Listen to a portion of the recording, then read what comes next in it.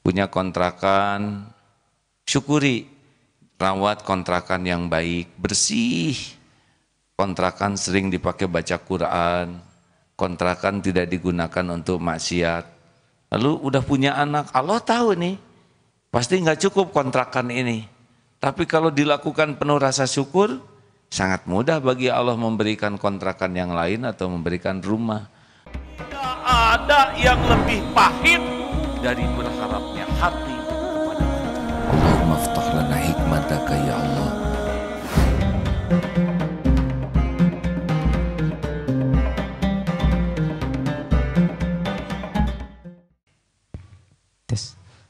Al-Hikam nomor 27.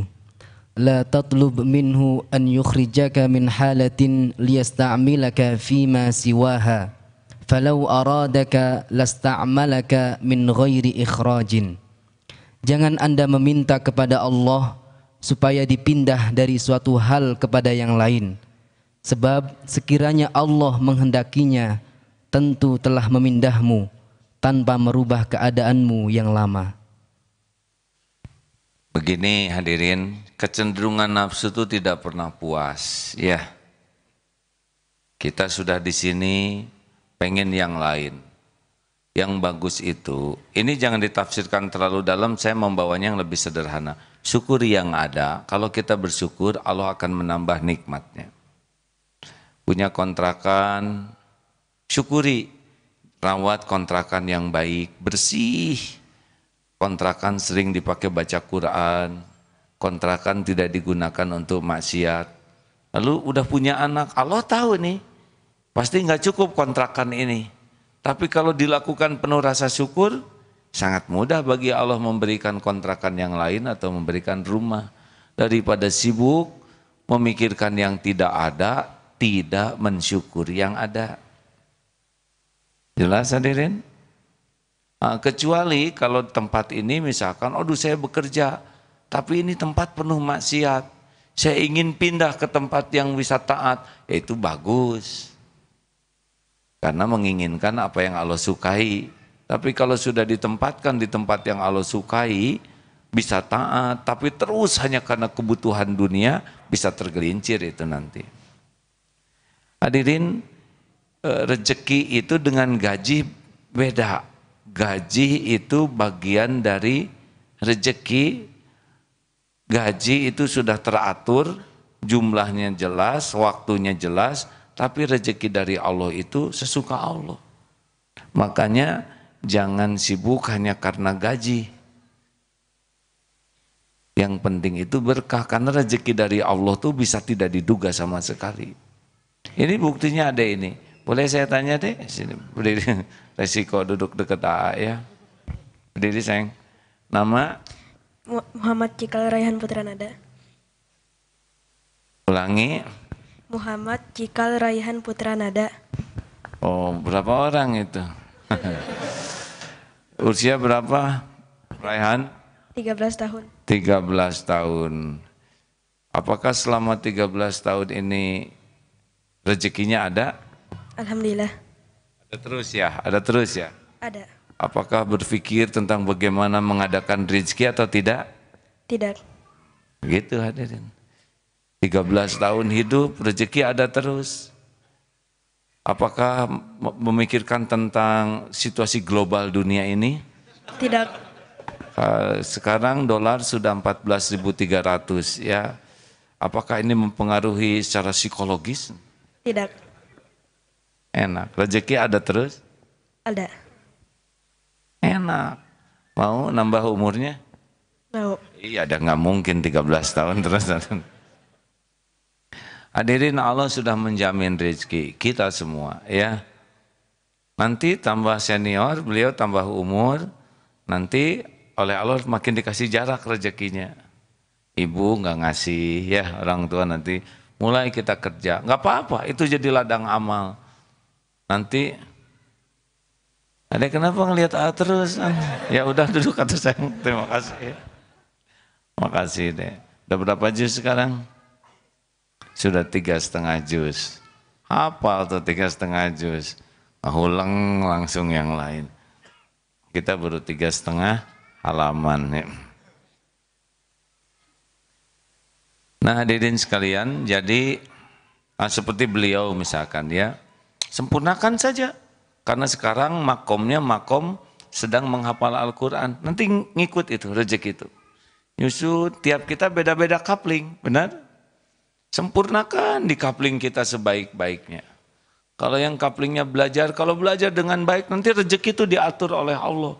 Karena niatnya lurus, caranya benar, dan Allah tahu dia niatnya ingin berilmu supaya ilmunya manfaat, nanti Allah datangkan rezeki. Allah gerakan hati orang yang mau ngasih, ada gerakan yang ngebeasiswa, semua kebaikan itu Allah yang ngatur.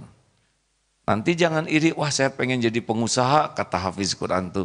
Saya pengen, tunggu dulu, belum tentu di sana bisa mendekatkan ke Allah.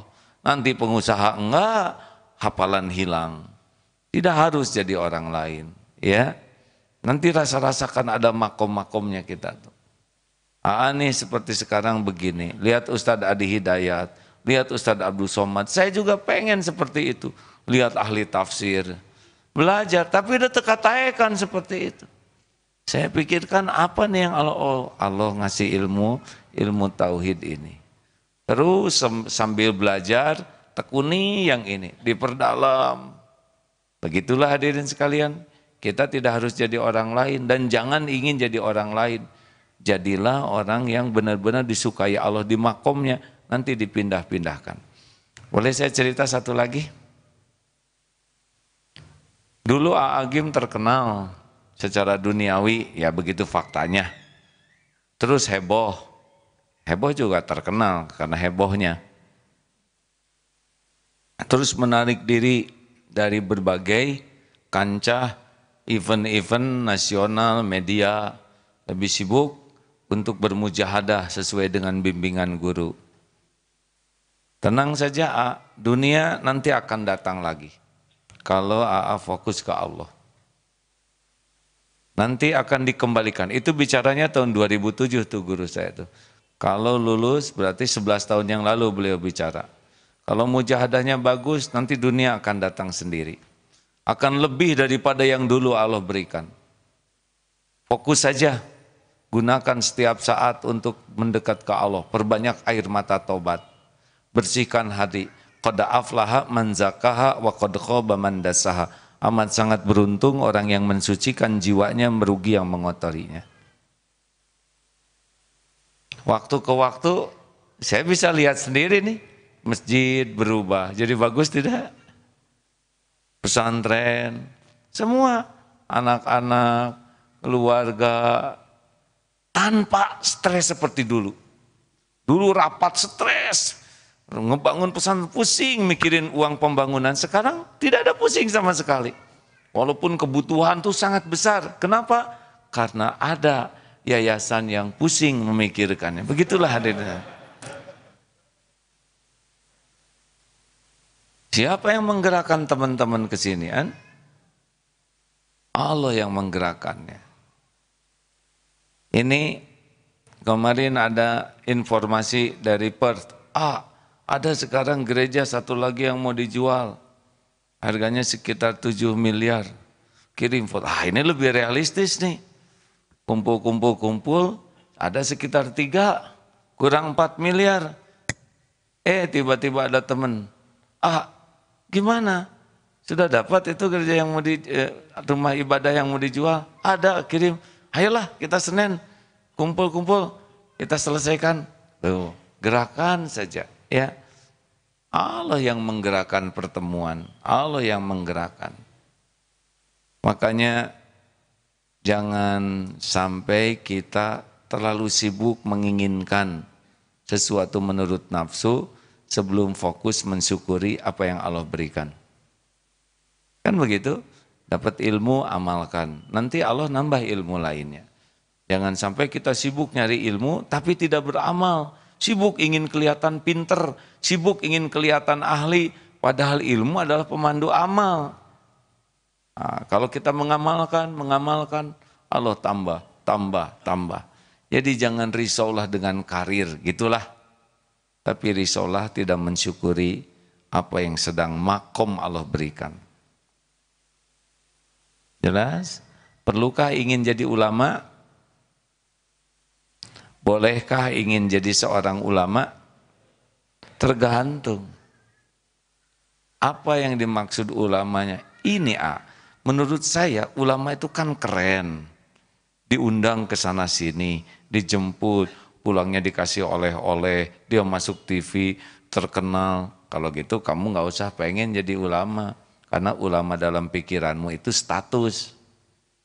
Kalau kenapa ingin jadi ulama? Loh kan pewaris Nabi. Ulama itu kan orang yang takut ke Allah. Orang yang takut ke Allah itulah orang-orang yang takwa. Saya ingin jadi ahli takwa. Nah, kalau ulama itu disebut orang yang ahli takwa, maka bolehlah. Jadi belum tentu ingin jadi hafiz Quran bagus atau tidak? Tergantung. Kenapa kamu ingin jadi hafiz Quran? Loh kan keren, Satu, beasiswa. 2, nanti pasaran saya jodoh meningkat. Yang ketiga, saya dengar langsung diterima kerja di Darut Tauhid. Nanti kalau saya hafiz Quran kan bagus di ujungnya pakai HZ ya enggak? HF, apa HF? Hafiz yang. Kalau ini yang dimaksud dengan hafiz Quran, nggak usah lah, nggak usah pengen, karena salah dari awal. Ya, kenapa ingin jadi hafiz Quran? Ya karena Quran kalam Allah, hafiz Quran keluarga Allah. Setiap huruf yang saya baca bisa membuat Allah semakin mencintai saya. Saya ingin bisa pulang, ingin ketemu dengan Allah Subhanahu wa taala. Kedudukan di surga katanya tergantung dari kedudukan hafalannya. Mudah-mudahan dengan menghafal Al-Quran saya semakin dicintai Allah dan ketemu dengan Allah di tempat tertinggi di surga. Kalau gitu boleh. Jadi belum tentu hafiz Quran, ulama itu menjadi orang yang dicintai Allah. Nah mudah-mudahan dengan seperti ini kita bisa meluruskan niat.